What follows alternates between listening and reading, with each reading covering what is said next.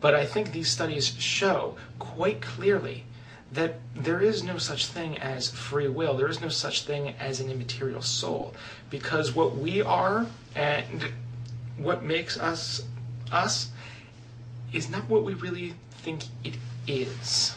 The biggest argument for free will is quite simply just stating what it means, in that you have a choice. You can choose to do this or you can choose to do that.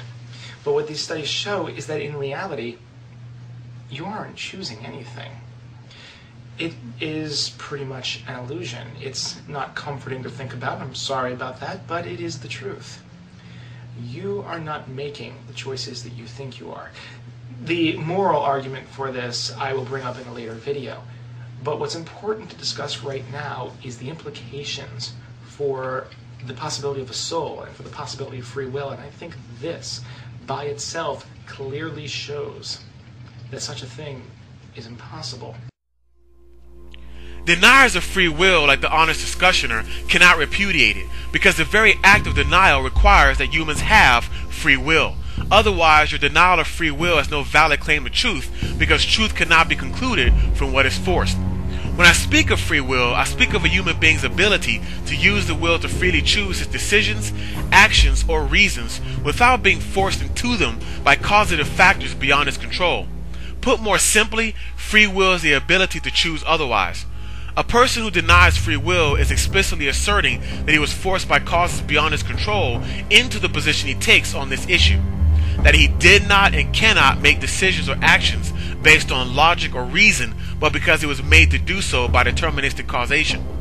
When a person says, "I made up my mind based on the evidence," they are presupposing they have free will, because one can only make up their mind from evidence if they have the ability to freely choose one substantiation as more compelling than another. But on a deterministic abnegation of free will, you cannot freely choose based on logic, reason, or evidence, but are simply asserting that you could not have decided otherwise.